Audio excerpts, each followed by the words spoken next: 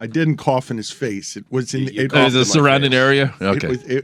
I'm in a room where everything is surrounding area. He's looking right at you. Does that mean that you coughed in his face? He is. He's claiming that I coughed so much that he felt it on his face, and he wants to go home for the day to get a COVID test. I do right now. Yes, right now. That's how he play. Let's call it a week. A draft. I felt the draft. You felt the wind? Yeah. Little droplets of water? Yeah. Not my best moment. I'm going to lay down my sword. I have lost on this one. I should not have coughed that way. I'm already feeling it. No, you gotta cover your mouth, man. Stu, you really should go no hat, man. You look good. Thank you. I appreciate it. There's no bit here, no shtick. You look much better. Thank you. I wish I looked better without a hat. Yeah, it's a good improvement. Thanks. I'll do it more often. I got a lot of praise for it. Smetty said she hadn't seen me. Are we on the air? Smetty said she hadn't seen me without a hat since 2010, and so I also never seen you wear a color. I am wearing a color. You're right. It's usually black or gray. You've been in True gray. New Yorker. Yeah, black or gray. You guys were making Little fun purple of today. Making fun of him because of the Northwestern purple, saying that if Northwestern were smart, given how Stugotz wears clothes, drapes it on him, and hides in it because nobody has seen his face since 2017. He just hides in his clothes and his hat. That if he should go Northwestern purple all over the place, and that Northwestern, in a time of teams competing for marketing and advertising dollars, would be wise to send him a box of stuff. Oh, they'll be sending us all boxes of stuff. I promise you. You guys will be able to put in your orders, your sizes. I need your sizes. I'll be getting you everything. I don't like you running point on this. Okay. And I don't blame you. You guys should be careful about this because I don't know what Stugotz is angling for at Northwestern, but he was thrilled the other day. I was happy to see his daughter send him a picture of her in the Northwestern locker room with her own locker, at the top of lacrosse. Like, that's a big school. But I would fear Stugotz as my father, both on campus, if I were her, just bothering students by being himself. I'll do that. And coaches. Mike, how do you think this is going to go with the coaches of that? You think he's going to sit it all out when it comes to his daughter? If there's a playing time controversy somehow, I know his daughter's too good for that. But if there's some sort of controversy with the coaches, how do you imagine that one's going over? Well, Stugotz is a high-end account. So he knows that he has more leeway than other parents because Stugotz is one of the best lacrosse coaches in the nation. Thank you, Mike. And he's got a talent factory down here. Yep. So you can't necessarily insult Stugotz and say, hey, you're kind of crossing the line, you're getting too involved, because that's where the talent is. He's also got You're right. He's also got a microphone and the ability to scorch the staff at all times. I'm not going to do that. I have to respect the fact that my daughter's there. We're just going to fit in. I'm another dad. She's another player. We're another family.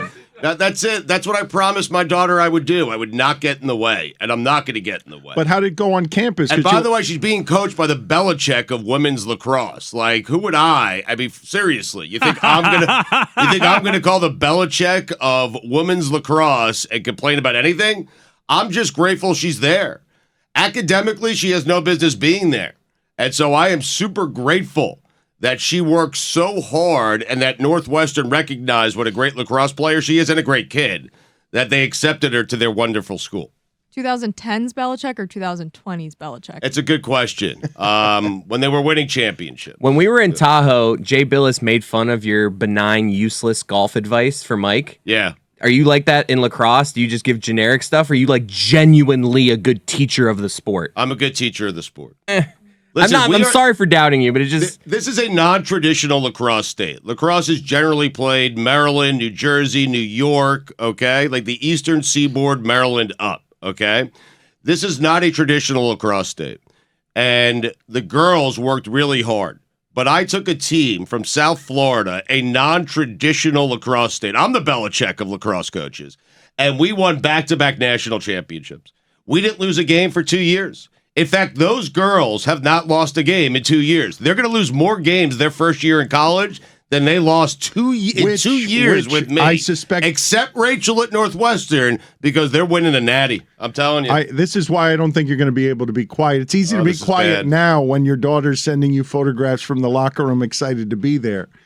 If she's not playing, Hasn't it already been bad on campus with you, just wandering around? Haven't you already embarrassed her just walking around campus? I mean, when we were moving her in, I told the baseball player who was kind of peeking in, hey, keep it moving. This is the room where everyone strikes out. We need to find him and talk to that kid. Joke. It was, but he kept it moving. Stu, I'll support Northwestern women's lacrosse, but that's where I draw the line. I'm not rooting for any of those other dorks to win anything. Really? Dorks? Love your daughter, though. She's Thanks. great. Her best friend is there. Well, that girl's fine, too. Okay, good. You're Is she in the J school? Everyone's if a she's little metal, bit. screw her. Everyone's a little bit anti-Northwestern, right? Well, that's just because of Mike Greenberg. Well, not over here. Anid is a Northwestern alum. So, Okay, but if anything, it's Wilbon, no? okay, well, yeah, For this show. I still got people. What about Wilbon. Ravel? Didn't he go there, too? Oh my gosh, you're really hurting Stu's chances right now. I'll wear a hat.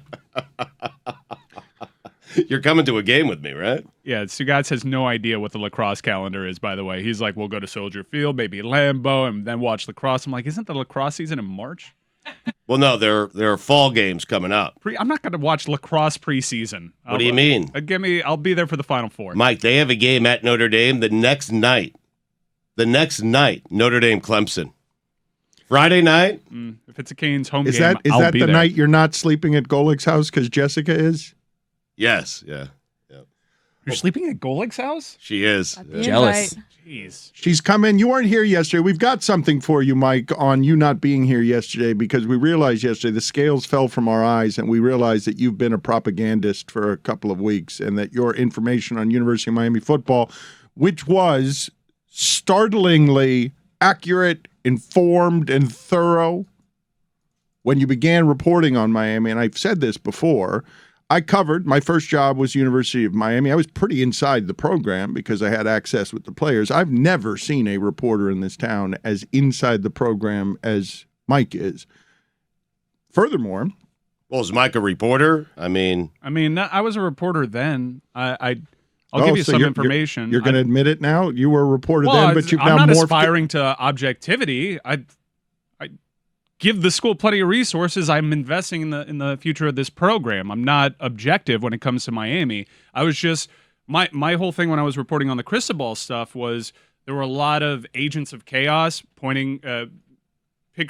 portraying Miami as this huge national mess and that they didn't have an idea of what they were doing with their AD search, and it was just perpetuating Miami's reputation, and I knew it to be false. So I was really, in an effort to clear the air, I was really just trying to tell the truth, and through that, I just got more and more in the weeds and ended up reporting Mario to Miami. But you are a reporter. You're just not behaving like a reporter. It is clear the last couple of weeks that you're not objective. You came back. You weren't aspiring to objectivity either. No, that's a fair assumption. I'm not objective. I'm a homer. I give to the program. I love the University of But Miami. your information, fan, you have another responsibility, which is this show, and not just the content on this show, but not to turn this show into your own personal Mario Cristobal press conference, which is what you did twice on Monday in taking him one game at a time process while we were trying to make fun of you for going up to Texas for 3 field goals. Yeah, I'm a little confused as to what you guys want from me, because I annoyed the audience in 2018 with how passionate and into it because they gave me an Orange Bowl, right? And I was mad. And now when I apply like a rational view of where we should be, that's crazy for you guys too. In what world is losing on the road by 1 score at a ranked team something to throw your arms up in the air and demand firings and changes of offensive coordinators? Like, come on. Let's be like a little realistic here. It's a slower build. Whittingham says he's out on Mario Cristobal as a coach. It's an absurd thing to say. Whitty is just doing this thing where he's Why like is it taking like, absurd, I'm out though? on Tua, out on Mario. Mike, you've made judgments on coaches in 3 games. Why can't Whittingham do it? Yeah, because my judgment is we were within 1 score at a team that has pumped more resources than anyone in the sport into their football program over the last 5 seasons. I think they're close. I think I took Saturday as a step in the right direction. They didn't get bullied in the trenches. They just didn't score touchdowns. It's okay. Hopefully they'll be better by the time November comes around. I don't want to, though, re-legislate the game and whether or not they're close or not close. Texas A&M is not good. They were one of the mockeries of the sport the week before. Don't do this thing where you say Texas A&M isn't good. Texas A&M lost to Appalachian State. Yes, Mike. I understand. And Appalachian State lost to North Carolina. We can do this.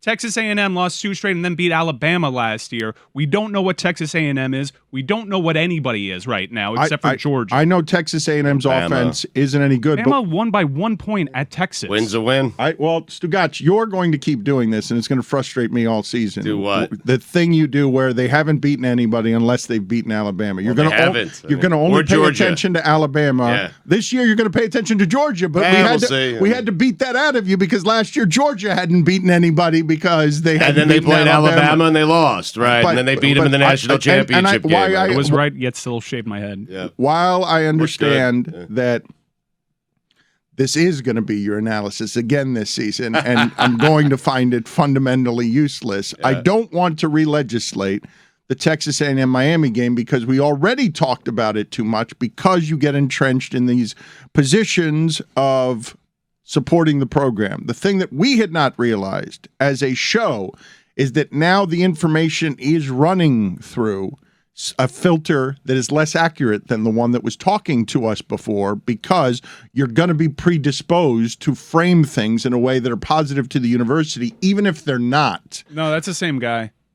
I was always a Canes homer. The only difference is I'm more invested You're less. Right, my point is that you're less likely to turn on the program after 3 games. Because I have relationships. Yeah, because of all of it. Are you going to rip the coach when you, Mike? Who are you talking to, Mike? When you need to rip the coach, are you going to rip the coach? Like whenever you feel. Who are you talking to? I know. You don't think I met Manny Diaz before? Like, but I would say I do agree that this is a new. Like you reported on the Mario Cristobal stuff. You didn't report on the Manny stuff. Like this. Like this is a new season for you. Like you are as. I gave Manny the benefit of the doubt year 1, and then he lost in North Carolina. I was out because I never really had that much faith in him to begin with. And now I'm in a position where I'm a little bit more influential when it comes to University of Miami. I genuinely believe that the program's heading in the right direction, and I don't think Saturday is a step back. This is rational analysis. Where you want the irrational stuff, I'll give it to you because of the bullshit that Barstool pulled by just making up a quote that Tyler Van Dyke said. Tyler Van Dyke said, "We don't have a college atmosphere." Accurate. We haven't had a college atmosphere ever. We didn't have a college atmosphere when we won 58 straight and sent an NCAA record for home wins. We're not that town. We have a student body of 17,000 kids. That's half the size of FSU. No one nationally knows what a historical outlier Miami is. They don't understand. We are not this college town that's going to have 107,000. If you want to hold on to that banner, I understand. Texas A&M has 107,000 for most of their games, and they haven't won a national title since the 1930s. Miami is a pro program. They play in the best facility in the nation. For FSU and big conference games, they'll get respectable crowds. When they had the best team of all time, they got 30,000 against Temple at the Orange Bowl. We know what Miami is. They split this market support with 4 other teams. It's hard for them. They also clear the very low bar of having seatbacks at their stadium, so you know exactly how many teal seats are empty over there. I saw Louisville's crowd. I've seen FSU's crowd over the last few years. I've seen Gainesville crowds when that program is down bad. I see USC crowds that still, when they're cooking, get 45,000 to their games. It's fine. Miami is what it is. It's never going to sell that place out. To expect them to sell that place out when they really should be playing in a stadium that has 40,000 maybe is absurd. I was going to point out there's another power school that has fewer students enrolled than Miami. But then you did this thing with the seat backs again. Yeah. You really hung up on the seat backs. What is the deal with the freaking They're seat killing backs? him because optically, it makes for a worse look. You know exactly how many people are sitting there. That's right. You're a power broker now. Tell them to change Hard Rock Stadium. If you have empty benches, it still looks like there's no one there. It's a little worse, but it's optics. Miami is never going to be... It's absurd to assume that Miami is going to be this place that regularly gets 60,000 fans. I mean, it is a slight tone change from you. Like before week 1, you were saying it was going to be like an epic atmosphere first game. I said they were going to have a great crowd for Bethune-Cookman. They had 56,000 people, and you still found a way to make fun of the crowd. 56. When 56,000 is 12,000 more than their average. Who was counting? The stadium that they play in makes it look cavernous. Yeah. They don't have the student body or the alumni. How many UM graduates do you know? But Notre Dame has like half of the enrollment, and they also have the Subway alum thing, and they still sell out games. Jess, I appreciate it. Yeah. It's not apples to apples, Notre Dame and No, Miami. I agree, but like the enrollment thing is like, yeah, I get it. It's smaller. It's also but South Bend, Indiana. Like people congregate when it's the only game in town. Miami has a million different things going against it. it's actually like harder because you travel for it a lot of times. You know, it's not like you're in the. Look, I'm not going to defend the people that don't go to the games. They should be going to the games. The excuses are gone. I have gone to the vast majority of the games since they moved into that stadium. No one knows how sad the attendance is compared to what their expectations are more than I do. People need to go out there. It is fair banter. Let them have it. If they want to gather in their nothing backwater college towns and celebrate that they have more people than Miami, go ahead. Miami will win a natty in the next 10 years, and they will still get 30,000 to a game, and you'll still want to tear your hair out. I welcome your obnoxiousness actively annoying the audience on behalf of the Canes fan being relevant again just because the Canes fan is obnoxious. Well, what do you think is happening there? When Barstool runs with that article, Canes fans, even though they don't actually show up to the games, they get engagement online, they put up numbers, people care about their attendance more than they care about UCLA or USC. It's not necessarily a fair fight. You don't apply that context at all because people don't know or care about the context. They tweet stuff like that because they know Canes fans are going to do what you're doing and react to it, and they're right about that. Yeah, they should be. It's college football too. Everyone shits on each other. That's the whole point of Not sport. I know. For FSU, it's a very reactive fan base. I Mike. know. Like, well, I've seen FSU Twitter all of a sudden pretend like they're the 12th man. Like I haven't had eyes for the last 8 years. They're back. Mike, we're 15 minutes now into this segment, and because you are making an appearance at every turn to spew the UM viewpoint, I'm now 15 minutes in, and I have yet to ask you what I'm trying to ask you, which is... That's bad hosting. You should have asked it already. I've been trying. I've been trying to get there while setting it up for the audience. And at every turn, he's there with his fists on his hips like a super homer to tell me why the back seats in Aqua are bad. Like at every turn, he's there with the most obnoxious viewpoint. But I know your I've point. yet to get to what I want my question to be. Okay, that I'm tainted by bias? Mike, when Deadspin began, and they were their edgiest, they were billed as as reporting without access as a point of pride because of how the access and the relationships contaminate impartiality. Until now, you have been on the UM beat. You are getting money from super followers who now know you are a source of very good information about the program, a program that not a lot of people have very good information on, a program that is now a player and is spending money. You're a power broker. You now have that access as Whittingham comes in here 3 games in and is done with Mario Cristobal because he doesn't have that access. He went to the school, but he doesn't have all those relationships. You would never do that because you're invested, you're compromised, you're emotional. And what I'm asking you is where does it have to get to? Because you say, don't you know me? I'm emotional. I fire Randy Shannon. I fire Al Golden. I'm not sure in this instance that you're not going to be last to the party on whatever Canes fans end up saying out loud about consequences because you're embedded in the movement to bring Cristobal here. With that Columbus crew, you were embedded in the movement to make sure that he got here, and he is now coaching as if he thinks that the pressure of the world is on him. He doesn't think that he's got a ton of time.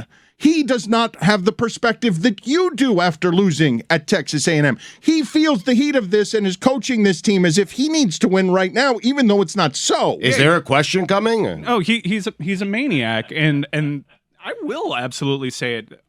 You'll start hearing it from me when they come in below expectations. My expectations entering this season was they'll probably lose at College Station and at Clemson. If they find a way to split that, I'll be on cloud 9.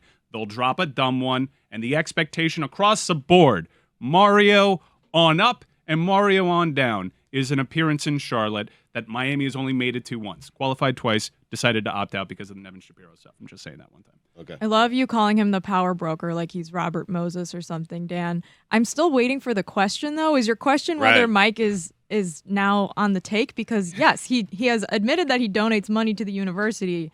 Clearly, like, if you're a political reporter and you're giving money to some business that you're also reporting on, like, people would consider you not the best, most credible reporter. Are you upset that I'm not firing Mario right now? I think Whitty has the wildest take. Like, being totally out on Cristobal. So, like, I'm more with Mike than Whitty if you're making me choose. If I was firing coaches when I wasn't giving the program that much money, how pissed off do you think I'm going to be when they start coming in below expectations? Are you going to report on bad news? That's all I want to know. How compromised are you is my question. I'm just asking you a question. My question is... There hasn't been bad news to report on. But when there is bad news, will you let us know first? I think this accusation gets thrown at even like Adam Schefter gets it about Brady. Oh, he won't report on Brady because he's a Michigan guy. I think it's a fair question. Like, how compromised are you? Are we going to get information that we're going to always have to be discerning about it being run through the Homer filter to make the program look better than it might otherwise because you're an investor and a booster in the program? I think people know exactly what I am. I don't think I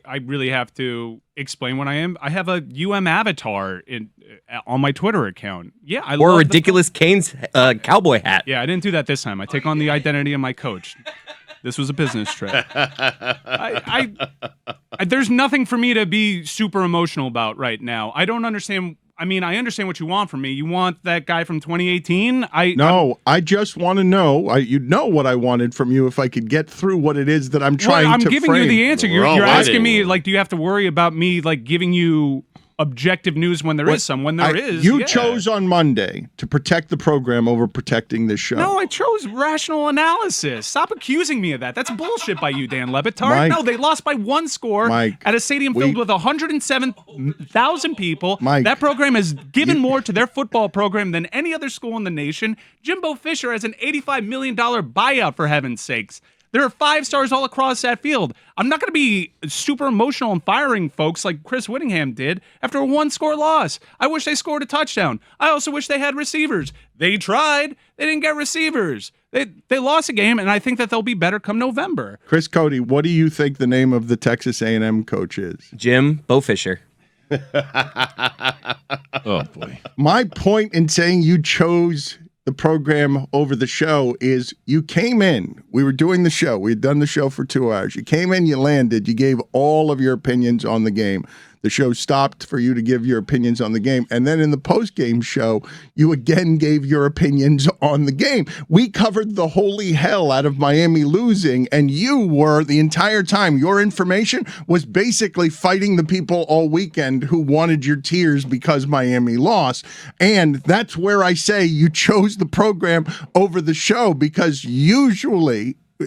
and yourself. Usually, Miami loses that game by 35. That game did not deserve for us to talk about it as much as we did. We only did because you had flown in. Guys, I listened to that show. Tua completed 7 straight completions, and you went for an entire show with it. Like, we talked about it in a post game. I gave rational analysis. When there's time to be irrational, I'll be that guy for you. When there's time for there to be news and you want inside information, I'll give you that too. But I want the program to succeed. I have faith in the program, and I actually viewed Saturday as a positive step. Sue me. You're comparing what Chris Cody has called, and not that he's an objective reporter either, the greatest victory of his lifetime, the best the Dolphins have ever made him feel. Amazing. You're reducing that to 7 completions off of the Ravens game. But when we say we reduce the Miami game to 3 first downs, you counter with 3 field goals, you counter with we had 27 first downs. Yeah, look at the golf. 27 to what, 15? They should have scored a touchdown. It was bad. Do you think that they should have went for it inside the 5? Yeah. They should have brought in Thad Franklin. Is that what you want? Chris Cody. I'm just gonna. Actually, yeah. I'm being fair here. Chris, I love you. It should have been Jim O'Fisher. No? I mean, I think the game can be played any way I want to play it. Like, it's breaking up a name how I hear it. It doesn't always have to be an O. Like, I get it but with... you went Bo. Yeah, but it was like Jimbo Fisher. Like, Bo was his middle name. You know? The game can be played just misinterpreting the name. It can be Jim Bofisher, or like game. You can play it like I mean, I'm just trying to help you out. Not everyone involves an O. Like, I'm Crisco. He went to you because the O was there for you. I'm Crisco. Yeah. Tay. How excited are you? We do not do this around here very often, Chris Cody. because I feel like the Dolphins have had a couple of days to enjoy. We're the team that matters in the league. Hooray, everyone's talking about us. It's been 20 years. But they're headed into a buzzsaw, and all it is that I'm hoping for is that Miami is too hot for the Bills in the fourth quarter, because I want to be optimistic about this, but Buffalo has looked so overwhelming that it tempers my enthusiasm on previewing what would be the game of the weekend. And I wonder if the country is also still just saying the Baltimore game, yeah, we saw it, that was interesting, but it was a quarter and you were down at the half. And I've seen how overwhelming and impenetrable Buffalo looks. So I'm riding with Buffalo coming down here. And what are they now? -6? Are they? -6, I believe. Yeah. 5.5, 6, something like that. But they've outscored their opponents 72-17, 2 games in. Rams and Titans also. It's not just outscoring opponents. It's outscoring opponents we've seen be good last year. I hear a lot of people saying the Ravens lost that game. The Dolphins didn't win that game, which is ludicrous. The Dolphins went out and won that game. Tua had a great fourth quarter, had a great game. And I'm a little disappointed in our staff because as a show, okay, we finally have an exciting team and an exciting game in our backyards. And all we're doing here is, hey, I hope it's too hot for Buffalo in the fourth quarter. It's a home game in the NFL. It's a big divisional matchup. The Dolphins could easily win this game. And I'm disappointed because you guys are saying, hey, I'll take 35-32. I'll take a loss. No, go out and beat the Buffalo Bills. I mean, this is a big game. We should be excited for this game. I agree with you. Football is going to football. They've had 2 big blowout wins. They're due to have a close game. But Stugotz, they've been by far the most impressive team so far. So it's not that crazy to. I know. I'm going to take at 2-1 with this tough schedule to start the season. If they play any kind of close game, I'm not going to be disappointed. Unless Tua just looks terrible, but I'm confident that with McDaniel, I think I'm with Stugotz. I think this is going to be a close game. Okay, so you're not as scared as I am of Buffalo coming in here. And NFL's going to NFL, Dan. Well, home dogs have been very good. Whittingham has noticed in the first couple of weeks that home dogs have come in, and he has won some money betting home dogs, but he was worried about getting Miami this week. Because you don't ever want to bet the home dogs with a lot of confidence. I don't feel like they're home dogs. When Chicago's playing home dogs for a reason. When Chicago's playing San Francisco at home, this kind of home dog, I don't think there have been many. That it's not, the money is coming in on, we don't believe that Miami is as good as Buffalo. And while you do the very easy thing of taking the position for our local audience, hey, the NFL is hard. Football's gonna football. There are good I can make the reasons to be scared of Buffalo. I can make the argument that you're taking the easy stance, saying that Buffalo, clearly the best team so far, is going. Like, you're nervous about that. Like, we're taking the more difficult stance, saying that this Dolphins team can compete with Buffalo. Yep. So, Seattle over Denver, Geno Smith. I mean, stuff happens in the NFL, Dan. I'm not sure. Home dogs also lose. Football's going to football. I know. Oh, I know, Mike. Yeah, I like pounding favorites on the road. There were 2 home dogs. I think there were 2 home dogs last week, and they split. One was the Jags, who haven't lost to the Colts at home in like 8 years. The Cowboys won as a home dog. The Saints lost as a home dog. So there were 3. Yeah, there were 3. I think there was another one in there somewhere. Yeah, we don't know what to expect entering this game. So I think being optimistic about Miami's chances is a good thing.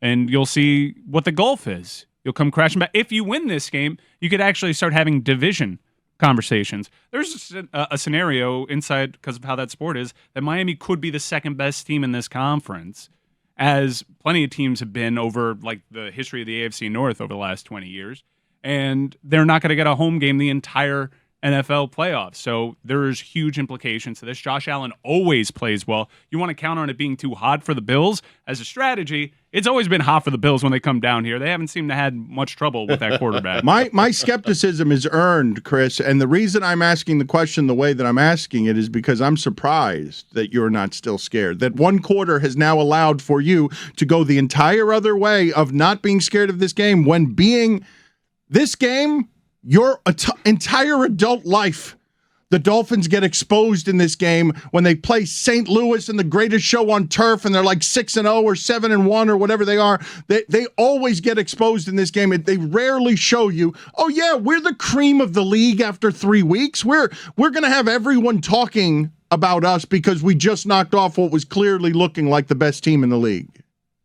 Look, the Dolphins, if I'm ever going to feel confident about this game with the Bills, it's going to be after last week's game. Like, that's it. Like, I'm with you. I don't disagree with anything you're saying. The Bills are scary as shit. But I'm feeling high after this game, and I just want them to keep it close. Like, I'm with you. Like, I'm just kind of being a hopeful fan right now. You're saying this Bill team is scary. That's why McDaniel should be saying to his team, this is our moment. If we win this game, like, I know everyone's kind of thinking, I think he's saying that. Was it the Ravens? Was it us winning? Like, what happened last week? If you win this game, no matter what the game looks like, then you are going to be, okay, this team is something. So, like, you have a chance to make a statement to the league on Sunday. If you're just breaking down the numbers, though, in terms of pass efficiency, Buffalo is the best defense in the league. In terms of getting to the quarterback, they're one of the best defenses in the league. Their quarterback is really good when he faces pressure. Tua's in the 20s right now in passing efficiency when they get home and he has to make a play in there. In terms of a matchup, I'm just looking at matchups. There's a reason why the Bills have played well against Miami. They match up well, and this is the best incarnation of the Bills that we've seen. I think there should be a lot of points. You can be excited if Miami keeps pace. If they get out in front, you'd trust a Mike McDaniel running game to keep the league, but the running game has been bad this year. I think that's a main surprise for me, how bad the running game has been. I don't think they can keep that pocket clean because they haven't necessarily shown it yet, and Von Miller and Greg Rousseau and company have been super disruptive. So I'd expect Buffalo to win this game, and I'd be encouraged if Miami can keep pace. The key to containing the Bills is to keep Josh Allen in the pocket. I'm interested to see how the Dolphins defense with this style of like 7 or 8 guys up at the line and like 6 of them are going to come, one's going to drop back. I'm interested how that will contain. I wonder if they'll switch it up, maybe not show as much. I don't know the X's and O's on how you contain Josh Allen, but with the Dolphins blitzing, they blitz, I believe, still more as much as anybody in the league. So I'm just interested how that will work. Who are you going to bet, Stugotz? Because I'm taking the Dolphins. You love taking big to win the game outright. You love when you said earlier money this line. Week, Josh Allen has mastered the position, is what you came in here and said. And the reason I keep going to Chris Cody on this is because I'm so used to Dolphin fans tempering their expectations so it hurts less. I've become used to I know that sports is supposed to be about hope. You hope about your team, and the Dolphins gave you more hope last Sunday than they have in many years. But very often, the scarred fan protects him or herself against disappointment by lowering the expectations. Sure. Chris Cody, you're all in, buddy, whether you know it or not. Well, he's saying keep it close, Dan. That's lowering expectations. I think his expectations are actually higher entering this game. I think he's moved up on his expectations. But if you want to talk about expectations, you're talking about the Buffalo Bills, where the expectation is Super Bowl or bust. Right. Buffalo. You just want us all to be miserable, Dan. Yeah. I want us all to hate our football teams. I don't want to be scared. I'm pool. Excited. I'm in a pool where I have to take spreads, and they've picked the biggest games in the one. So I'm assuming Dolphins-Bills is going to be that game. I'm going to take the Bills. I'd be insulted on behalf of Dolphin fans, too, by the way, because the national game, I also think that this is the biggest game of the football weekend, but the national CBS game in that time slot Packers-Bucks. No. The national TV game on CBS in that time slot is right. Chiefs at Colts. Yes. What? It's Colts a slap in the face. Yeah. It's a slap in the face. It's Bills-Dolphins right now. Battle for the AFC East. It's not just that. It's that they're going to put on television as much as they can the guys who are making the standard harder than it's been for Tua. They're going to put on the Mahomeses, and I would assume in the future, Josh Allen and the Bills may have caught them off guard as an explosive franchise that's going to start scoring 30 and 40 points a game. But Josh Allen and Mahomes, Stugotz, you have the perfection of the position from the previous incarnation, which is Aaron Rodgers and Tom Brady, and they're still playing, holding on to the end of how the position has been played the best. But it seems pretty obvious when you're watching either Lamar Jackson or Tua or Josh Allen. Well, Tua's not in there yet. I mean, 6 touchdowns.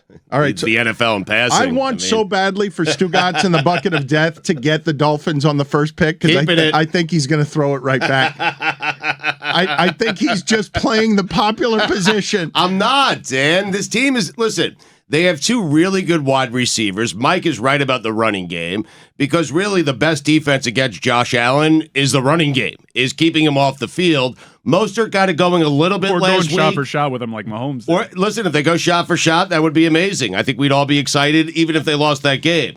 I'm just saying it's a big game and we should be excited. And you have a new coach. And in his first 2 games as a head coach in the NFL, who'd he beat? Bill Belichick and John Harbaugh. Like, we should be excited for this. It's big if they can get a couple impact plays early on, and Buffalo becomes pretty one-dimensional. I'm not even sure that's better or worse for them because they struggle more running the ball. You almost want them to feel like they have some kind of control for the game so they can let you creep back into it. I don't really know from a betting perspective if I'm looking at the efficiency stats and how the historical matchups have played out. I think Buffalo's a play, but I'm not going to play them. I'd say the over. It might be the fun one to take right now because I don't see any way you can stop Josh Allen, at least based off of this year, right? Miami's defense hasn't shown you, well, no defense has shown you that they can disrupt Josh Allen, not the defending champs and not the defending 1 seed. I'm sorry, I'm laughing. Because I'm staring at Stugotz, and I believe that he's simply playing to the local audience. I'm staring at him, and he's moving his face and back to me. I can't even look at you because I don't know if he's sincere or not, and I question so much about him in general. And Dolphin fans have questioned so much about the Dolphins in general that a swaggering bravado headed into Week 3. It's something that I don't totally trust. But Roy, you're just going to go and watch another movie on Sunday, right? You're just it worked last week. You're going to what? Just explain to me. Last week, you were not watching the Dolphin game last week. You were at the movies. I don't know if you even did what Chris Whittingham did, was rewatch the game when he hadn't actually watched it because he felt the need to be informed. You came in here with takes on what was the movie? The Woman King. Excellent movie. What are you going to be doing on Sunday? Is the game meaningful and big enough? Juju, what are you laughing at? Is the game meaningful and These big movies enough? On Sundays. I bet that was hilarious. Instead of watching NFL, he went to see the Woman King. Salute to the Woman King. I see you, sis. What are you going to be watching on Sunday, Roy? Are you going to get dragged somewhere else? The way things are looking since the Dolphins won last week, I might have to do the same thing. Just go on a streak. Same movie. Yeah. I don't know about the same movie, but same theater, same team, same everything. There are Yeah. no theatrical releases this weekend, so it has to be the same movie. If it's going to be superstition, you have to go see the same movie, Roy. It can't just be a different movie. I saw a stat that unders are crushing through the first 2 weeks. I believe if you bet every under, you're 22-10. Wow. That begs the question: do you bet the unders this week, or are we due?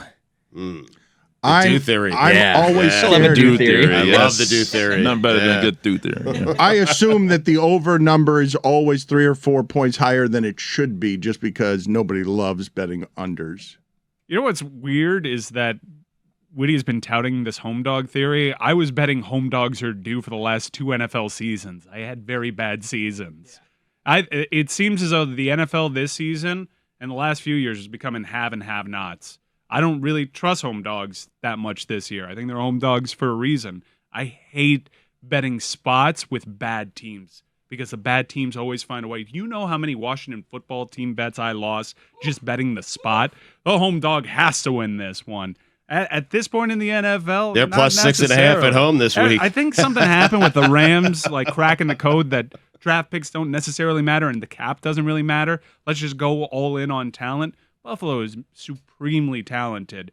Well, it'll be interesting to see if Gabe Davis plays and you have Jay Kumaro out there instead. That does change the game. That's big, right? When is Ed Oliver coming back for them? Because their defensive line, Von Miller, I don't understand how that guy keeps looking fast at that age.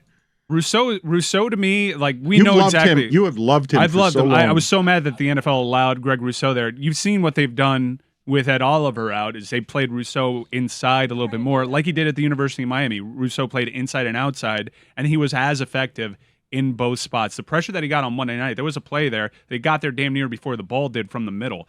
They have such a great athletic D-line, and if they have a healthy Ed Oliver, that's even more problems for Tua, who, like you could say this about almost any quarterback except for maybe Josh Allen, when under pressure, less efficient of a quarterback right now. I believe Buffalo to be that defensive line to give this offensive line trouble. While it's improved, at least in the pass game, in the rush game, not at all. Rush game, you might as well have Ahmed back there. Like it's still like the same lack of production right now. They might have found something with Mostert being the guy. What was he? 8 carries for 51 yards. Like you'll take that from him. You just don't want that to be your leading rusher necessarily. I want to bring us back to the Canes real fast. Whitty just texted me. Harsh to say I fired Cristobal. I said I'm personally out, which I don't know the difference. Seems like a weird distinction for him to make. Let's get Chris Whittingham aboard.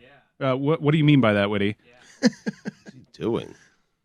Whitty's off today, and he's dropping in I from see his home. Yeah, come on, let's go. Speak for yourself. Come on. But he was doing a work from home day, and now we're bringing him in as a special guest to clarify something that is saying the same thing. Whether you fire Mario Cristobal or whether you're personally out on Mario Cristobal, I don't know what's the difference. The distinction being made there. All right. No, hang on. I'll call him. That's a clean pickup. Ed Oliver said he's ready to go play. I don't know if he's playing, but he said he's ready to go play. Well, we'll see what happens. Call him. Maybe his oven light. Good analysis. He said he's ready to go play. I just like it as analysis. We'll see what happens. Just as general analysis. That's all I have on this front, football. Dan. Yeah. Someone make an announcement. Yeah. He said, "Oh shit!" So he was listening to the Low Show in the shower. Yeah, his bad. I mean, learn how to do a remote. Whitty, are you there? You've got him. I've had him taking a shit like with his phone. He'd be so angry. You know how mad he would be at me right now. It was a little you echoey when you had him naked in the shower. Why is mine so much worse? That's so true. Echoey. You're right. I'm a hypocrite. Listening to the Low Post podcast. I think it sounded like he was in a bathroom. If I had to tell. Maybe he's wiping right now. All right. I'm a morning man as well. Shittyngham. Shitty.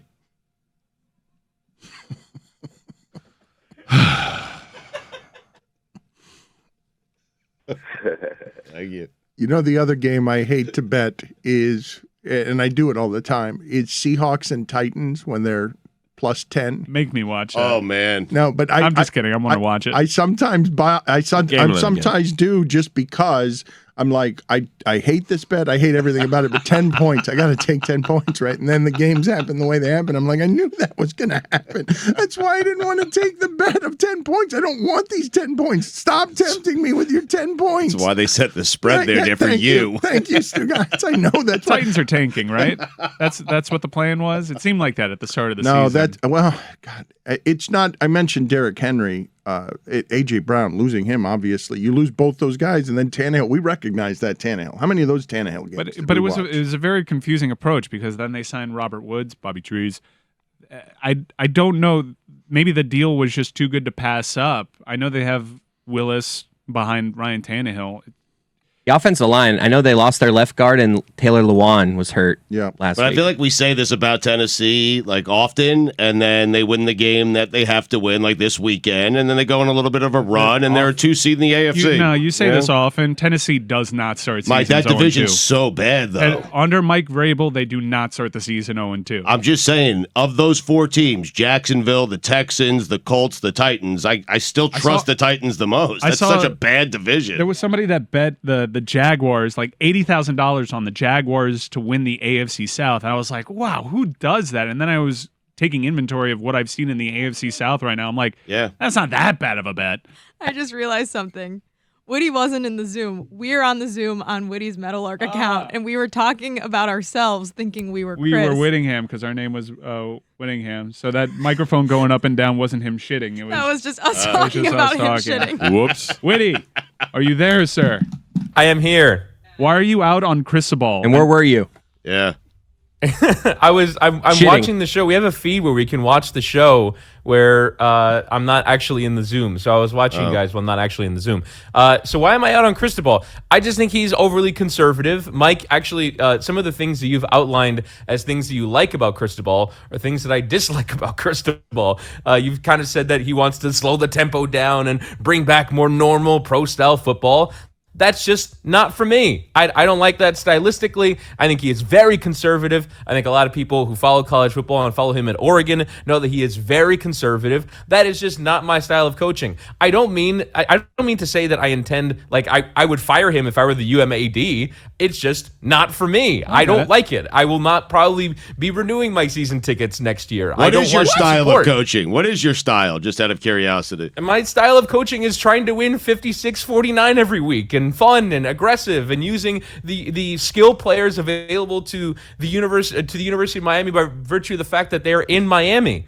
I want to have a fun football team. I don't think that Mario Cristobal will produce a fun football team, and I also think it will fall short because ultimately you're not going to out Alabama and Georgia. I don't think that they can. It's going to be more fun when they get some of the best players on the field. I understand that you want to light it up offense, but Rhett Lashley going 3 and out in 13 seconds is how you lose that game by 30 points. Right now, you would admit that they don't have the weapons on the outside. It's going to take a few classes to stack the talent to get to the point where you can score 70 points against the likes of Southern Miss because you have really great talent. Alabama and Georgia, it's funny that you mentioned that because they've had some conservative offenses too, and they still blitz teams because of all the talent that's on the field, and I think that's the approach right here. If you don't have the skill to get the first downs when you're using 12 seconds on the clock, you might as well keep yourself in the game, and that was always going to be the strategy against Texas A&M. Say what you will about how disappointed you are in that outcome. I hear you. I wanted to see them score a touchdown too. Texas A&M, there is a massive talent discrepancy between those two teams. This is year 5 of their program. They'll get closer, and then you'll see some of the explosion when the players get better. To clarify what it is that Whittingham is saying overall, just clarify all of it. He was not shitting. We were talking to a box in the Zoom. We did not clarify that. Okay, let me clarify the other things we did clarify then. Just to be clear, he doesn't necessarily want Cristobal fired, but he himself is personally out on not only Cristobal, but the program at the end of the year, but you're good with Cristobal keeping his job. That's the distinction you're making between I'm personally out on him and I'm firing him. Canceling his season tickets. You have fired him. Because they're not running a fucking spread. This is sports radio, Whittingham. Let's go. But Whittingham has fired him emotionally, but not personally and actually. Is that the distinction you're making between he's fired and I'm personally out on him? Correct. Always grateful when these two guys get together. They have more knowledge and expertise on sports business, I think, per square foot that you will find in anyone talking about audio in an audio space, in a broadcast, in a video space. David Samson and John Skipper have made the billion-dollar deals. Thank you, gentlemen, for joining us. I'll get right at it. Amazon's Thursday night football experience. John, let's start with you. They had some technical issues, but as Amazon gets into the big game and these broadcasts are hard to do successfully, the fact that every week you're watching football and there aren't glitches doesn't mean it's not hard to do. What did you make of the first foray of Amazon into the football space? I think that overall they had a good Thursday night. I've not yet seen the numbers. I'm assuming they're down a little bit because they will lose some viewers who will not figure out how to download an app. But I think it was overall a good first start. Look, I had a lot of experience at DAZN in trying to deliver concurrent live streams over broadband internet to large numbers of consumers, and it is very, very hard. So they did very well in meeting that challenge. Of course, they had some technical issues. So did DirecTV, so it wasn't limited to the Thursday night game, but I think they're off to a pretty good start.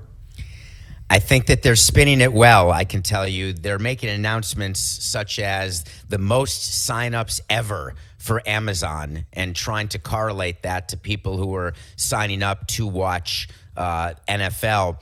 What I'm far more interested in if you do own stock in Amazon, as an example, is what is the retention rate?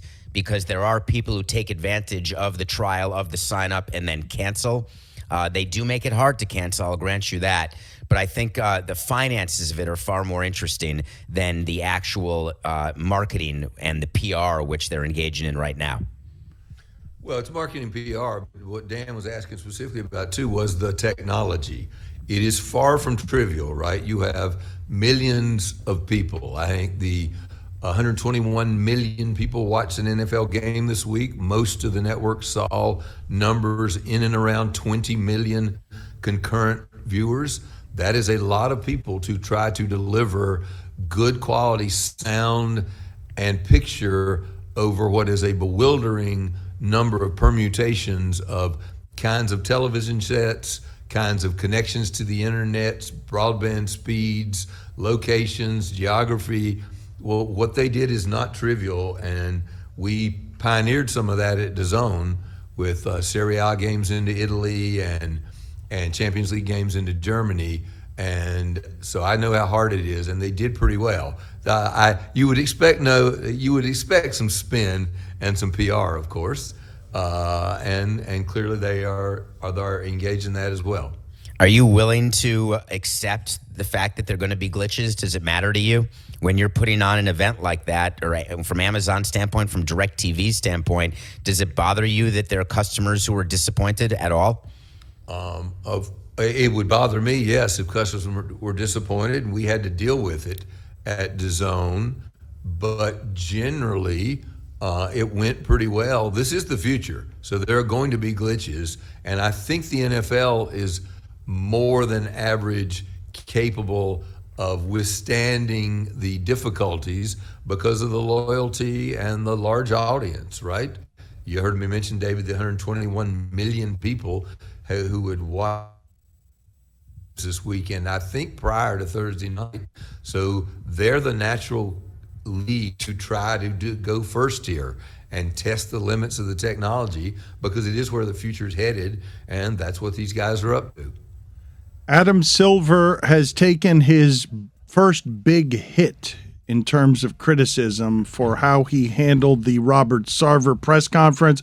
Why are you smiling, David? Because it's amazing the level of Teflon that he's had, and I don't know that it's deserved in any way, but he followed David Stern as commissioner, and he does it very differently than David. David was a bully, and Adam doesn't like to be seen that way at all. And I think that commissioners can get bad rap sometimes for doing the dirty work for owners, but some of the things he said during that press conference were not very well workshopped. I think what you saw there was the discomfort at the limitations of his job colliding with his personal beliefs about how people should behave. And Robert Sarver clearly is beyond the pale in some of what he has done, and I think Adam was trying to explain that his what he can actually do is limited. He can't take Robert Sarver's team from him willy-nilly. He can't decide, I'm sorry, you can no longer be an NBA owner. And yeah, you're right, David. Some of it I think ended up with him feeling a little less agile and facile than he usually does, because he was caught in a difficult situation. I don't know, John. It's not difficult. The commissioner, that's what their job is. Their main job, in addition to increasing the asset value of the team, their other main job is to sit there as a piñata instead of the owners. So he didn't go up to that press conference not understanding what his role was. And the words that he said when he talked about how he protects owners and they're not necessarily and shouldn't be treated as though they are employees, that's what blew up. I think, Dan, that's what you're talking about, isn't it? When he made out the wealth and privilege of an owner to be an excuse for the behavior, and that's what the issue was. I'm talking about a number of things there, including the position that he was in to announce to us that he was powerless when he didn't have to announce to us that he was powerless there. I don't think it was pretty obvious, but regardless of that, John, what do you think of both David's contention that he shouldn't be Teflon, he does not deserve that based on the work done, and what would the inflection point for the press to change the decision need to be for there to be a change on a decision on owners that is protected by a commissioner? Are the owners so protected there as a sanctuary that no amount of noise without video or without audio as proof is going to make that more of a problem? Not even LeBron James and Chris Paul being critical of it. Yeah, I'm not sure that I accept that he has a Teflon, that he's Teflon-like. He actually has made most of the right decisions and done most of the right things, and he's gotten credit for that. I don't think anyone has hesitated to criticize him when he has done things that were controversial or difficult. Certainly, our friends at Fox News have not not provided him with a Teflon coating, and he faced a difficult challenge there. I don't disagree with you. I don't know that he should have suggested that he was powerless. He has to explain, this is what we found, this is what we can do. We find him as much as we're allowed to find him. I can't take the team away. Maybe a little bit less explanation would have been a little bit more appropriate. David continues to smile. What are you smiling about? He's smiling because he knows that, and I must disclose that I am friends with Adam and a little bit of an apologist. So I acknowledge that. But acknowledging it after you give that monologue totally defeats the purpose of saying it. You're supposed to say it before you give the monologue, because by the time you say it, everyone's like, oh, that sounded convincing. Well, I'm admitting it sounds convincing. He's a friend of mine. I like him, and I mostly think he's done a fabulous job.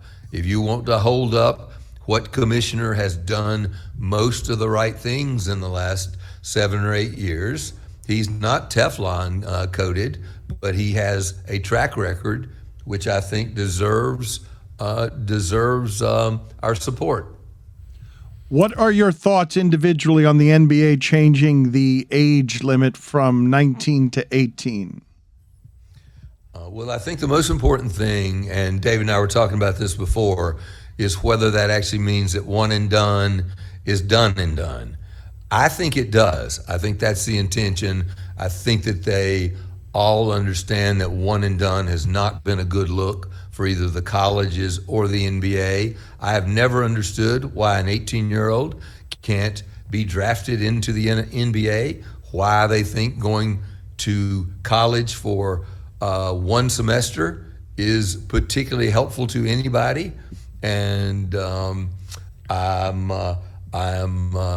looking forward to seeing what Duke and Kentucky do to recruit players to come play for them who stay more than one semester. I think my son is going to be eligible now to play on the Duke varsity basketball team, which is awfully exciting. I think he may transfer to do that because now they're taking, maybe I could do that. Here's the thing that I want to bring up about this issue. You talk about 18-year-old, what's the difference, 18, 19? Well, having been in clubhouses, I can tell you that 18-year-olds and 19-year-olds are not ready to be professional athletes. They're just not, especially today. And one of the things that we talk about is how do we help these kids when they become professionals? How do we help them financially, with financial advice, with investment advice? Because the money is greater than it ever was than when Robin Yount became a big leaguer at 19, which was an anomaly back then. It's just not smart. The temptation, the fraud that takes place, the poverty that usually follows after the initial largesse of wealth creation is almost guaranteed when these players get all this so young. It's the equivalent of child stars in Hollywood. It's almost like they need a conservatorship. And I think that by lowering the age, it's disappointing to me because the people making the decisions do not have the players' best interests in mind, either today or going forward. And it's something that I think the NBA is making a mistake if they do this. I'll agree with you on one part of that, which is that most of the parties involved are not particularly concerned about whether these 18-year-olds are ready or not. Though I will tell you, LeBron James was ready and had a pretty good first year and has managed to handle the fame and the money pretty well. He's an unusual case, I understand. But we don't have much hesitation about sending 18-year-olds over to Afghanistan and Iran and to protect the country. I don't know why an 18-year-old can't go play basketball. There's a 15-year-old playing for Arsenal in London, and there are lots and lots of tennis players who are 15, 16, and 17 and who play professional sports full-time. Nobody prevents a golfer from coming onto the court. I do think that some amount of racial hypocrisy plays in here, that we feel like 18-year-old black kids aren't ready when nobody's worried about 15-year-old Lionel Messi. And, I'm sorry, John. I'll be clear then. I care just as much about that. So I don't like you to think that you can pinpoint me into that being a racial issue. It has nothing to do with the color of the skin of the 18-year-old NBA player. For you, it might. For you, it might not. For you, it might not. For you, it might not. But I do not understand why that 18-year-old who can vote, who can join the Army, can go and work in a factory, can't play basketball. If that's the best option for them and their family to make the most money. What about the track record for the young tennis players or the young actors or the young people? You mentioned LeBron James. Of course, there's going to be exceptions to every rule, but the overwhelming majority, take a look at what's going on when they're 30 and when they're 40, and we just ignore it. And listen, I'm guilty as charged. When you're running a team, I could care less. I wanted the age for draft eligibility to be the bar mitzvah age. Because if we thought they were good enough to be on the team, I want them on the team. And who cares if they can't drink? The irony, there was a player, I can't remember who it was, who couldn't drink after they won a championship because he was under 21. And so they had to do non-alcoholic champagne in the celebratory clubhouse. Whatever the case may be, in my old days, I would have totally taken your point, but having given more thought to it, it is just absolute abuse of people that age when you turn them professional, or send them to war. Sending them to war is different than volunteering, might I add. You might, but again, I don't think we've done those kids any favor by letting them go spend 1 year in college, pretend to be going to college, get hurt. Again, the most important thing is whether or not this is the best way for them to take care of themselves, make a living, and take care of their families. I'd love to have a bigger discussion on that, because I absolutely agree, right? That if the purpose of going to college for most people is to get trained to do something to make money professionally. And if you can do a job professionally without going to college, and then go do it. The problem is the majority of athletes who turn professional do not make enough money at all playing professionally, and then they're stuck and they're not able to find any way to supplement their income or have an income, and then they become a part of the problem. We can end by agreeing on one thing, which is all the leagues and teams need to do more to help these kids figure out how to navigate these difficult straits. We try having classes for kids and try for the players. And we had volunteer classes where we could come and we would bring in investment advisors, and their agents would not let them attend the classes for fear that they would become loyal to team-sanctioned advisors, not agent-sanctioned advisors, and that a piece of the pie that agents get would be taken away. So it doesn't work that well. Well, if you wanted to rank the constituents and the extent to which their concern is for the long-term well-being of the young athlete, where would you rank agents in that list? Right below fans. Okay, I would not disagree. At ESPN, one of the ways that they prevented anyone from feeling like they were too big a star, Dan Patrick tells this story, is just avoiding the setting of precedent. So Dan Patrick is at the height of the most popular show that they have with Keith Olbermann. He wants a television in his office so he can watch some sports before going out and talking about them. They say you can't have a television in your office because then everyone here would want a television in their office. When Tom Brady gets Wednesdays off every week, does it ever make sense to give your superstar player or talent a different set of rules than everyone else in the locker room? What are the possible locker room or workplace ramifications? David, we'll start with you. And I'd like to start with you, Dan. So do you feel as though you ought to be treated differently with your name on the board? The Dan LeBatard Show with Stugotz. I'd like a caring relationship with my bosses that considers my humanity, and my bosses are not going to extend that to everybody. And in fact, at the end, didn't extend it to me either. I'll concede to David here in a second, but I'm going to suggest that precedence, hiding behind precedence, is the refuge of scoundrel executives. Precedence is mostly bullshit. You make decisions, And it doesn't mean they apply to everybody. And yeah, the people who are the most valuable to you have the greater chance of getting privileges that the other people don't get. And I've never understood why everybody thinks that consistency is the most important characteristic here. Ralph Waldo Emerson said that consistency is a hobgoblin of small minds. Oh, come on. That's great. That's a great quote. It's a great high. First say of all, that again, please. No, I love that we started at Ralph Waldo Emerson and then it got worse. What do you mean it got better? What are you talking about? Did he just say hobnoblin? Hobgoblin. Hobgoblin? It's great. It's a great sentence. And it is cowardice. Is that haiku? No, but Samson, it's a great way. It's a great... Consistency is the hobgoblin. I can't remember now. Of small minds. I don't even think that's the quote. Hold on. It's okay. I think that's Skipper, not Emerson. No, I'm pretty sure it's Emerson. And by the way, Jonathan Swift said pie crust and rules were made to be broken.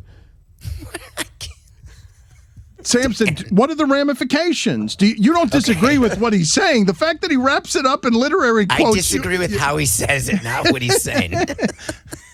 There's more to that quote, by the way. Ralph Waldo Emerson once wrote, "A foolish consistency is the hobgoblin of little minds, adored by little statesmen and philosophers and divines."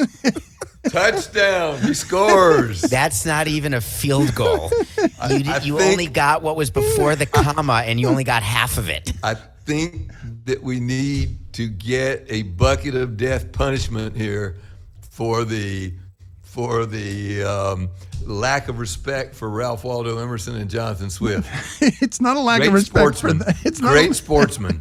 It feels more like a lack of respect for you than for them. I thought that's where he was going. I thought it was the bucket of death. No, but he quotes great authors with great wisdom about the major league locker room, and what do you do? Or about Tom Brady making his own rules. What do you think about the ramifications, the workplace ramifications, the locker room ramifications? Horse hockey. David Phillips Samson. Here's the problem. I understand what you're saying, John, because you're in a position where you were able to, on a one-off basis, to your talent, decide who is going to get what, when, and where.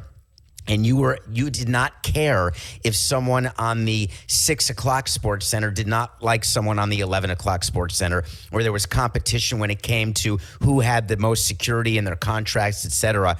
But you got to run a clubhouse. Tampa Bay Buccaneers are a team.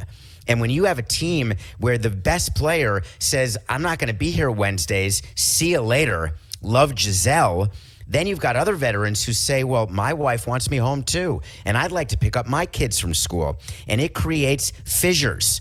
Fissures in the clubhouse can overcome talent and lead to losing. And that's why I don't believe in it from an operating standpoint. Of course, from a practical standpoint, there are certain things that you can allow, certain gives to superstars. But a day off in the middle of a football work week, it's completely absurd to me. I will confess to being puzzled like David. And my only point was you have to make these decisions on their merits, not on whether they are precedent setting or not. And I don't know that I see the merit in granting the request not to go to work on Wednesday. I guess Tom is quiet quitting for at least one day a week. Dan, who's the second best player on the Buccaneers, would you say? Fournette, should we say? Let's say Mike Evans. Well, he's missing a game. We can say Mike Evans gets Wednesday off. Or Godwin, or I'm going to go to offensive skill guys. Take one of them. They go to the coach, Bowles, and say, "Hey, I got a thought here. I'd like Wednesdays off." Would that be okay? What's the answer to that question? Well, you guys, let's do it this way, though. You guys make it Brady, and now you have to make a decision. And make it Brady with personal problems, and you care about Brady, and you need Brady, and you want Brady to be happy. Why are you shaking your finger no at me? If we gave players time off for every time they had a fight with their wife, not players, I would have been playing second base. Not players, this player. Player. He's a player. He's a player. He's a player with marital problems. He's a player. Cry me a river. He's a player. He has marital problems. He's a player who has a $375 million guarantee that pays him more than football awaiting if you tell him that he can't have what he wants. It's not like he's leverage-less, David. That's you asking me a question if Tom Brady came to me, and the answer is if he didn't come to me before he unretired, then it's a hard no. If this was always part of the deal, then the clubhouse knows about that deal before day one. John, and then I'm okay with that. John, make it you. He comes to you this day and says, I need Wednesdays off. I would rather not say yes to that because I think, like David, it will create some discord. On the other hand, if pressed and it's the only way to have him appear on Sunday, and without him, I have no chance to make the playoffs, and I think that probably is the case here. I have a hard time believing that ultimately I wouldn't say we're doing it and explain to the team that this is a special human being who's 45 years old and still playing at this level. Without him, we don't have a shot. We're happy unretired. And whether it was part of the deal or not, I would say it was part of the deal. Okay, John, question. In your entire career, have you ever had a Tom Brady work for you? Well, in the company as big as ESPN, it was hard for any one individual to be as important. Probably the closest to an analogous thing was Bill Simmons. When I ran ESPN.com, Bill Simmons was our Tom Brady. And he helped us get over the hump of being third to getting first. And I used to have people complain to me, gee, Bill seems to get to say things that other people don't get to say. And he seems to get away with stuff. I would plead guilty to, the more important you are, the more likely it is possible that you will get some special consideration. But what if he did that on the way up before he was Tom Brady? Was he doing the things he was doing on the way up that he was doing once he was up? Mr. Simmons was always quite consistent in needing some special consideration, and was also quite consistent in delivering much higher than average results for us. So yeah, he got some level of special consideration on the way up, and then of course at some point he tested how far he could go, and we made a decision that it was time to part company. Worked for him very well, and whether it worked as well for us, I don't know, but I don't know if that answers your question, David. It's a hard situation. I don't think it's good for the team. Some players, whether they admit it or not, will not like the special consideration, and I just don't understand it. I mean, really, if I don't know what the problems are, I don't know what it's addressing. It's not my business. I don't want to speculate on his relationship with his family, but I don't understand how getting a Wednesday off makes much of a difference. Do you know how short the show would be if we only spoke about things that were our business? And probably how dull it would be. Yes. I certainly wasn't going to speculate. I don't know, because they've offered no explanation as to why he's getting Wednesday off. To pick up the kids at school, a compromise with Giselle. Who cares what the reason is? That's my point. Marital discord that's a Tuesday in professional sports or in any business. Or in this case, a Wednesday. Exactly. David, I want to ask you and John about what's going on with Todd Boehly in Europe right now. He is the principal owner of the Dodgers. Made a ton of money, obviously has a ton of competitive advantages being the owner of the Dodgers, but he bought Chelsea in the Premier League for $5.4 billion, and he is kind of taken it to treating it as something of his own personal toy in a way. He's, sacked the manager, he's spent 300 million euros or pounds on players in the summer, and has also, I think, ushered in a skepticism of Americans, which has already sort of existed, but it's really come about now. He suggested the idea of a Premier League All-Star game, and I think a lot of Brits over there are sort of meeting him with confounded views on why are you trying to make our thing so American? Why are you trying to bend our sport to your will? There, I believe, will be a majority American ownership in the Premier League before long. There's another club that's being reported to be taken over by the Vegas Golden Knights owner. What do you make of the fact that the Brits kind of don't want us there? Well, they've always had an issue, right? Going back to the Tom Hicks when he was in Liverpool, and it's just gotten worse over time with Americans owning teams. And what Bowley's trying to do is what owners do when they become owners of any sport in any league. They try to apply what they know to their new gig. So people who have run Walmart try to come in and run a team like Walmart, and you find out that it's totally different.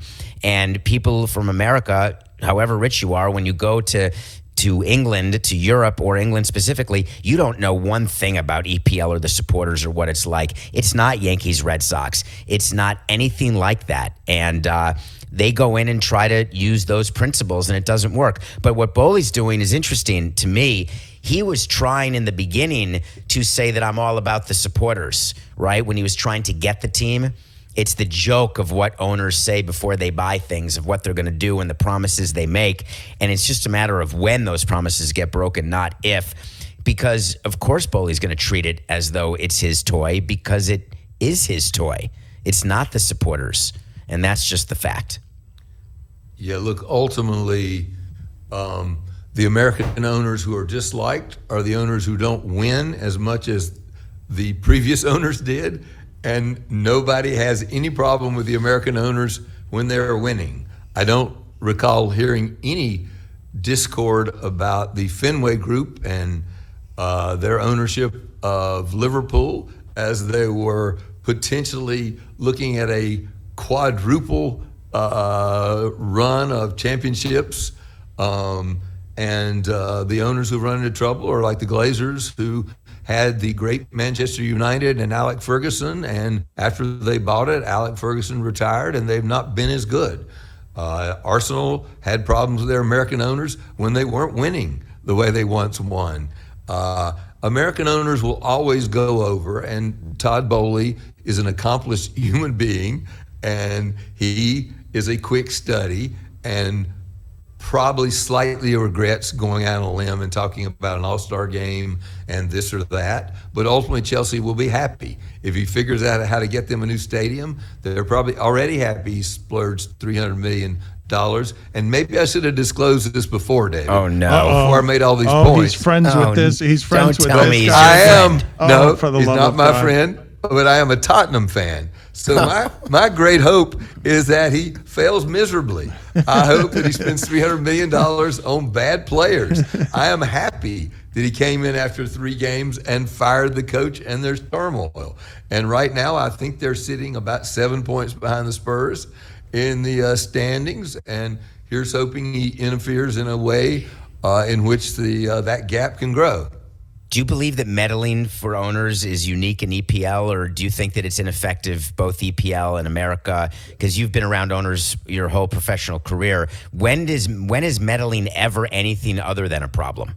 If you look at a large collection of teams and owners, the teams that tend to be the most successful are the teams that the owners let their general managers and coaches and the people who understand the players run the team, and what they do is sit in the owner's box and cheer. That usually is a better combination than doing that. I will say, from a personal experience, one of the very first English Premier League games I ever saw was at Stamford Bridge at Chelsea. And I walked into what is an antiquated stadium. I was shocked to find out you could not buy a damn beer during the first half, that at halftime you had to rush and drink a beer in the lobby and then rush back to your seat.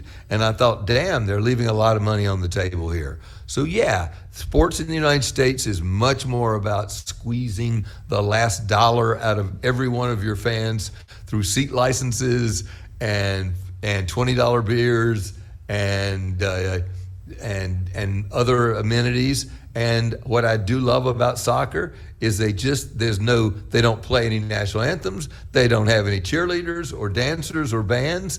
They put the ball out.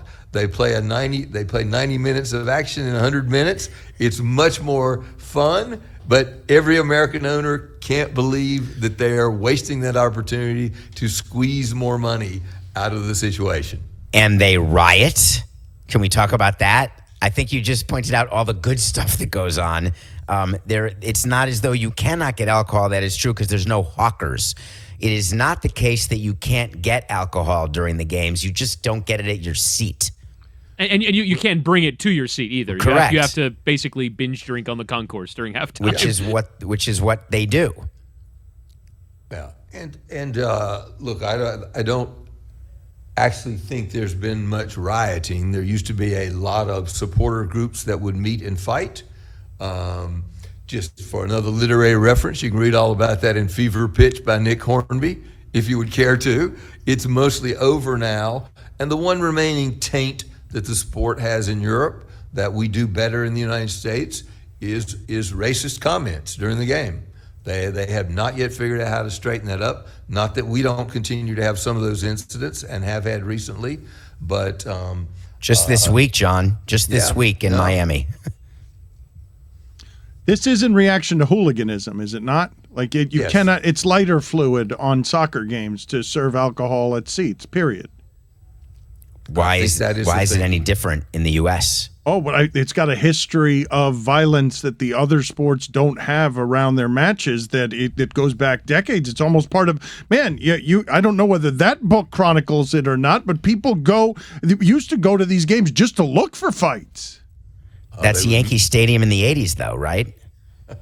I don't know. It's a little different. David, I think you're underestimating just exactly like how violent the culture is. Like we went over there and Mike tried to walk into a Watford bar with a Chelsea beanie on. They're like, no, don't come in here. Like for your own safety, don't come in here. And that's hardly a rivalry with a great deal of tension in it. Look, I was once at at Stamford Bridge for a Spurs game, and some unwitting fan, probably from the United States, the Spurs scored the first goal. He stood up and cheered, and he got the shit beat out of him. And then he got thrown out of the stadium for having the temerity. It is not considered appropriate in games in Europe or South America to even be in the presence of the other fans.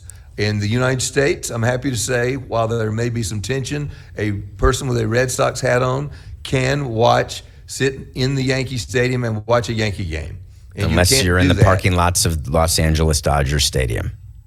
There have been incidents, but it's not nearly as widespread. Civil as we'd like. Chris Cody, you were shouting something at the microphone as you were listening to What year is this? We live in a society. Why can't I go to a game and just enjoy it, an opposing team? Like, drink a beer. What's happening? There's your own segregated section of the stadium. This is just accepted. Wait, so you're telling me this is just accepted? Yeah, I will get hurt if I walk into this bar. Correct. What year is this? Well, it's 2022, I'm pretty sure, and it still is the case, and they take umbrage. Home fans take umbrage at this sight of visiting team fans with their jerseys on in their midst. And as Mr. Whittingham can tell you, what they do is they isolate the visiting fans. They surround them with a cordon of police. They escort them out of the game afterwards so that nobody jumps on them and fights them. Does this seem normal to you as you're saying it? Like, does it sound it's normal? It's been normal for football for a long time. It's awesome. It's so cool when you're actually in the middle of it. But we were with the Chelsea traveling supporters when they played at Tottenham Hotspur Stadium, and we got there early wearing neutral colors, walked to the away end of the ground, and a group of police horses were leading the the Chelsea away fans from the train station. The scene looked apocalyptic. It looked like the sun was setting and these horses are leading people. It's like, holy shit, this is for real. You feel alive. You feel tension. I'm mortified right now. You're mortified? I'm mortified. I'll tell you why. Because that's why they care more about their sport than we do. You would have been happy to have some fans that passionate in the stadium in Miami, Florida. No, because here it'd be all litigation, right? We'd be named in lawsuits if someone got the shit kicked out of them. I don't want any part of that. You were named in lawsuits anyway. I know, by the way. That's a Tuesday or a Wednesday. Hey, I'm about to sue you, Samson. Were you working on Wednesday? Did you have to work on Wednesday when you were there? As you very well know, in our industry, you work every day. There is no Wednesday. Every day is a Monday. I got some issues at home. I'm going to take off every Thursday from 2:30 to 4. It's so preposterous. It's like, can you imagine this scenario where you're like, in a business and you're trying to build something, or you're an athlete and you go away for like a month, let's say. It's totally funny to me that people would ever do that. How could that happen, Skipper? I would never take any time when I'm building something, or even when I'm not. Tom Brady taking a day off is a joke. You and I agree. And I hope the Buccaneers don't win another game. That's what I'm rooting for. Really? They don't win another game. That's aggressive. You will be joined in that by the Manchester United fans. Do they even know? Time out. One more question, Dan, for Skipper.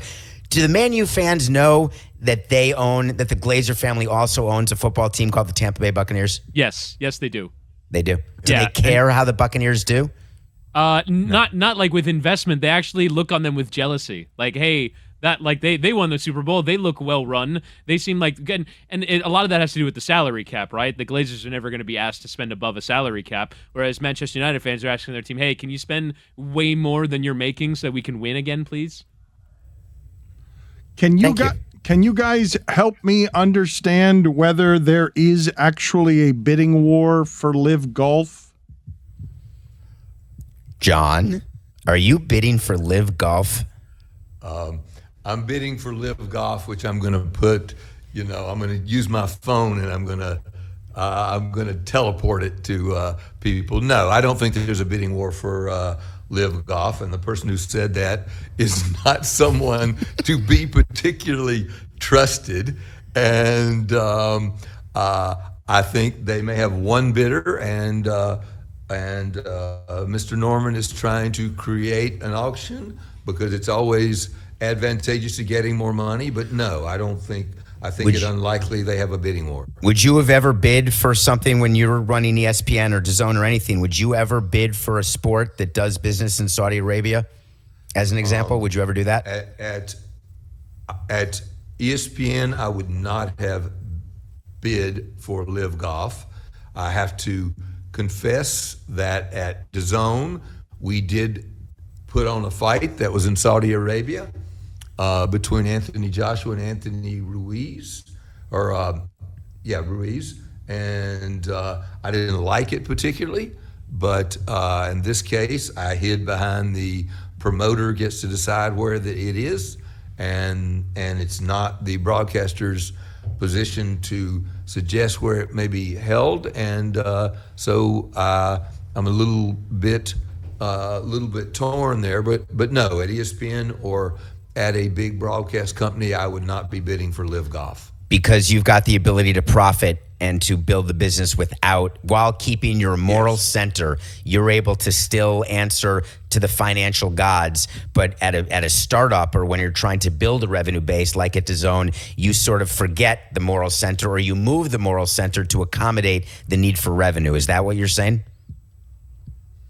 I think that you have to make more accommodations at a startup and someplace, yes, where you're building something. And by the way, it's benefit and detriment, right? I don't know that I want to walk into that morass if I have a brand like ESPN or NBC or CBS. I don't know, and particularly if I have a relationship, which we did at ESPN with the PGA, you kind of got to pick who you're going to be with here. I don't think you can be with both. That's fascinating. I'm sorry, Dan, to cut you off, but I wanted to just ask you, John. You just said you have a relationship with PGA, and that would inform what you do with Live. We're not talking about competitive leagues here, because that would be the equivalent of the NFL. If you show NFL games, then you don't want to show or won't show the XFL or the USFL. What I thought we were talking about was the Saudi Arabia piece, where there are broadcasters who are willing to show this tour knowing that it is financed by dirty money. There is a bit of a distinction. There is the Saudi Arabia issue, and I don't like that particularly, and there is a relationship issue. And by the way, I do not believe the NFL has any concerns about the USFL or the XFL.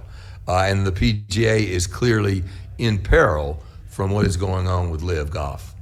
It's not just that, though, John. Because it was Disney, the brand Disney, you made moral choices like not signing a deal with UFC, right? When you were president, UFC was dying to be with Disney as a partner. How much rebuffing of the UFC were you doing when you were in charge of Disney before the pandemic came and before Disney decided, okay, never mind, we don't mind if mixed martial arts is what are you laughing about? Yeah, the principles. The pandemic came, the pandemic came and cruises got hit and entertainment got hit, and next thing you know, Dana White's welcoming in with a production company to do his own television show for ESPN. It's just business. It is, but that also forgets the context and the timing. I did not do a deal with UFC, not because I had an ethical issue with it. I did not. We were doing, we did some mixed martial arts. We did boxing. We did not do a deal because it was not financially remunerative to us. The UFC did not move the needle for the distribution fees, and despite their good ratings, we could not sell enough advertising to pay for the rights. It was more important to other people than it was to us. We had a full schedule. It didn't help us. That was the thing that Dana White never understood. He has always suggested that I didn't understand how their ratings were. He's always suggested I didn't get what they're doing. I did. But if I paid $200 or $300 million, I was not going to recover that money through either advertising or distribution fees, so it didn't make sense to me. It made sense to ESPN when they had ESPN Plus, and that was the driver for doing that deal, to drive subscribers, and that has worked for them. So I don't think they've had a shift in ethical point of view towards that. There's nothing unethical about that competition. I don't particularly care for it. I'm generally against sports that are played in cages. I just think that's not where I want to be, but that was a personal opinion. And if it could have helped the business, it would have been my responsibility to think about it. It didn't help our business.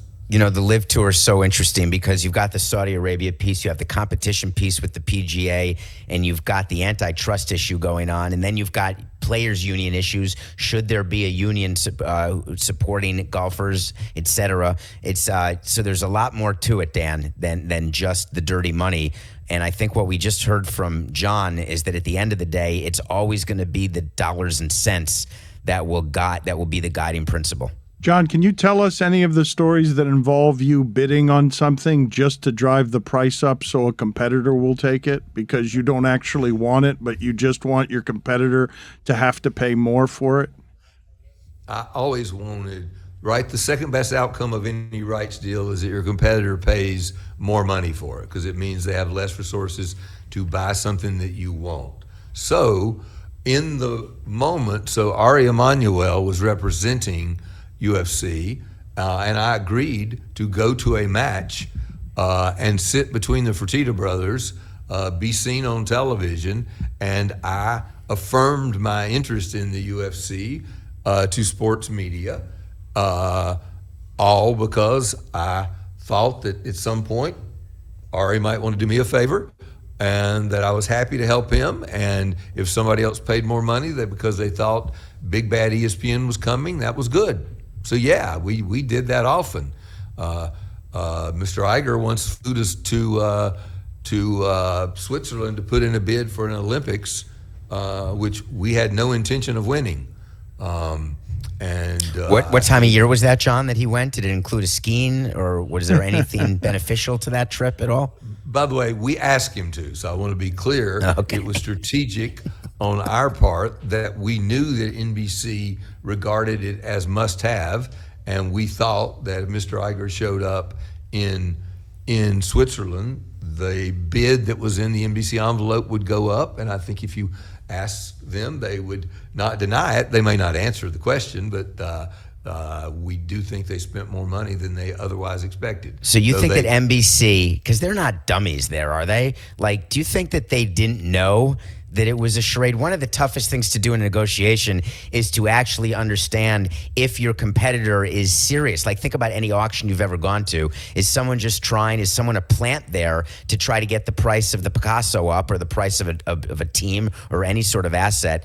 So seeing if someone's legitimate. Do you think that NBC was convinced that by flying to Switzerland, we're going to look all serious. We better increase our bid? Yeah, I think so, because remember, Bob had history with the Olympics, right? At ABC, Up Close and Personal was a Roone Arledge invention, not a Dick Ebersol invention. And Bob liked the Olympics. At ESPN, I did not particularly believe the Olympics would work for us. Remember, most of our money came from cable distribution, and it was about, 17, 18 days every 4 years. This was before the winter and the summer were separated. And so I did not think it was good business for us. Again, it was, as you pointed out before, it was just business. And yeah, I felt that they were serious. And by the way, I am sure that I have been handled in the same way by some of my competitors. So it happens. John, you said that. Are you puzzled by the word handled there, David? No, I've heard that one before. Thank you, sir. It's a tremendous Just because I don't read Ralph Waldo Emerson doesn't mean I don't know what handled means. I didn't suggest you did. You just look puzzled. I like listening to you. You puzzle me very often, actually. John, I wanted to ask you, because you said that Dana White sort of accused you of being personally against the UFC, therefore you don't invest in it. Did you ever make decisions to buy things because of your own personal interests? For example, you get a lot of credit for helping grow the sport of soccer in this country. Was that purely out of a personal interest, or is it 50-50 with the business interest? How often do we see network executives make decisions on the basis of their own personal interests? As your attorney, Mr. Skipper, I would strongly suggest you not answer that question. Proceed if you will, but I would go off the record with that. Okay, so I'll be off the record, although I think it's available for everybody to hear. First, I would say, look, Dana White, saying Dana White accused me of anything, I think would be an overstatement. Dana White did a very good job of promoting the UFC by having this sort of blustery, antagonistic personality, and I think it served him well to have that play. Did I ever? Yeah, I wanted to be supportive of the WNBA. I believed in women's sports, so I did make a internal stand that I thought we should be bidding for it and we should be carrying it. I did also believe it was a good long-term investment. I felt the same way about the MLS, but it doesn't mean I ever took out ESPN's checkbook and wrote an inappropriate check. But yes, I did make investments in leagues that I thought would be good for us in the long run. Perfect, John. That is a perfect answer, given the fiduciary duty issues with Whitty asking you whether you ever took your personal beefs out with corporate money. Oy vey, Chris. You think that anyone would answer that? We finally got the answer to why it is that he's so complimentary of Adam Silver and gave him billions of dollars for an NBA deal because they're close personal friends and they like each other. Disney didn't even want the NBA. John Skipper clearly tricked them into a league partnership just based on his personal friendship with Adam Silver. Yes, I did. No, look. I for a minute, I will be slightly defensive. We did a 9-year deal with the NBA to great deal of criticism that we had overpaid, including by some of my own employees, who I will not name, at the advice of my attorney. And right now, that deal looks really, really good. Oh my God! But you built no one the way you did the ACC with that ACC network deal. That's the best one. That was a reciprocally advantageous deal at the time. At the time is the key part of that phrase. At the time. Thank you, gentlemen. It is a wealth of knowledge. Always good talking to you. Thank you for making the time. Thank you, Dan. Thank you, Chris. Thank you, David. See you guys.